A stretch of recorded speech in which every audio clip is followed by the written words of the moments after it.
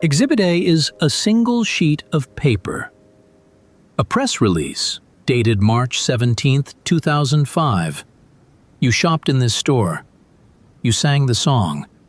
It announces the company's sale and calls that sale a very successful conclusion. Successful. Hold on to that word. 13 years later, the company is gone.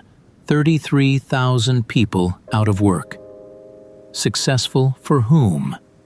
Case file FM004.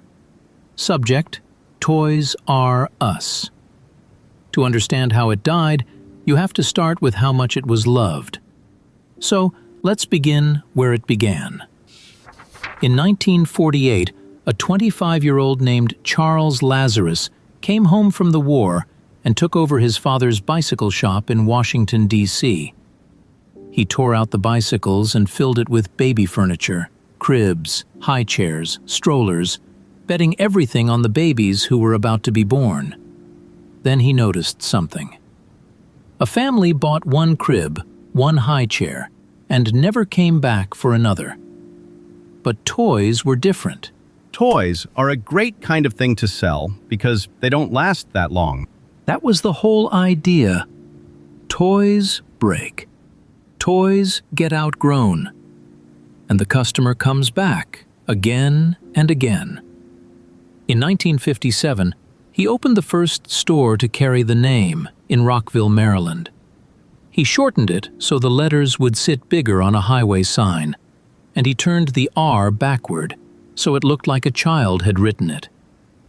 In 1966, Lazarus sold his 4 stores to a company called Interstate for $7.5 million and stayed on to run the toys. Then, in 1974, Interstate collapsed into what was, at the time, the largest bankruptcy in retail history. The toy stores were the one healthy thing in the wreck. So they kept them and named the whole company after them. Remember that. This business was born out of a bankruptcy. It would die in one too. He did not want a nice little business. He wanted to be rich, and he said so, plainly.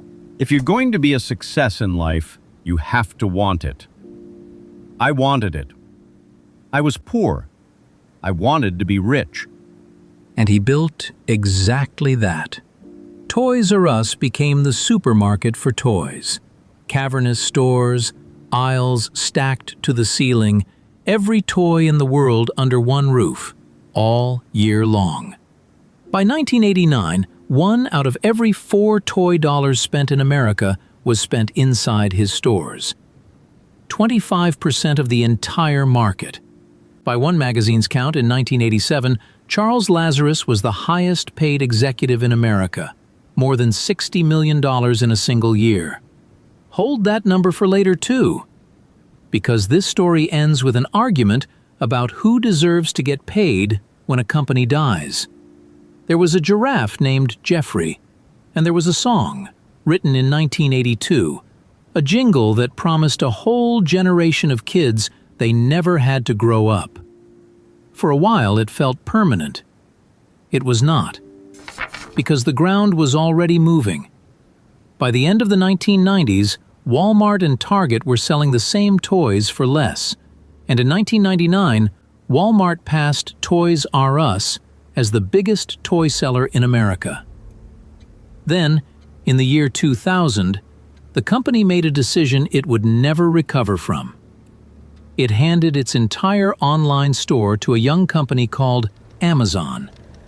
For 10 years, if you typed in toysrus.com, it forwarded you straight to Amazon, and Toys R Us paid $50 million a year for the privilege. It had hired its own executioner and taught him the trade. By 2004, the board wanted out. It put the whole company up for sale. And in March 2005, 3 firms bought it: the buyout houses KKR and Bain Capital, and the real estate firm Vornado, for $6.6 billion. On the day they announced it, they made promises. We look forward to building on the many strengths of the company to make the stores a better place to shop and work. But here is how a leveraged buyout actually works. The three firms did not pay $6.6 billion of their own money. They put in about $1.3 billion and borrowed the rest, more than $5 billion. And then they did the thing that decides this entire case.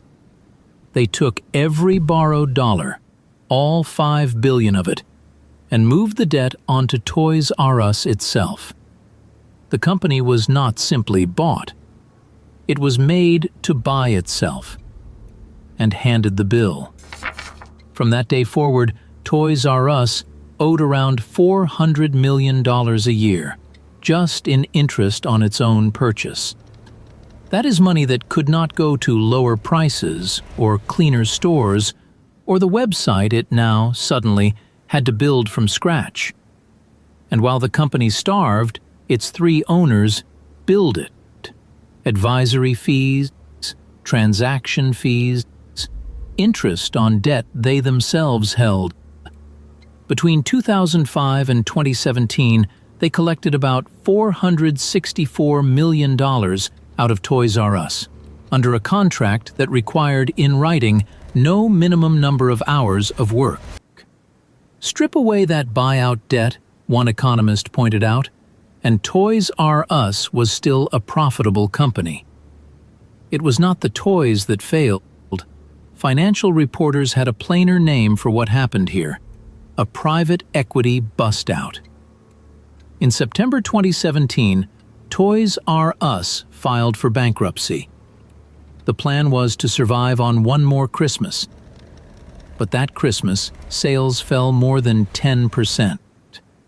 And in those same weeks, 5 executives quietly collected $8.2 million in bonuses, while the government's own bankruptcy watchdog objected, in writing, that the company seemed determined to hand its holiday smiles to the insiders, too. On March 14, 2018, the CEO gathered the staff and told them the truth. All 735 American stores would close. 33,000 people would lose their jobs, and there would be no severance. Their final weeks running the going out of business sale, that, he said, would be their severance. Some of them had given their whole lives to that company. One of them, Anne-Marie Reinhardt, had worked there 29 years. I helped build that brand, all the weekends and holidays, and we're rewarded with nothing.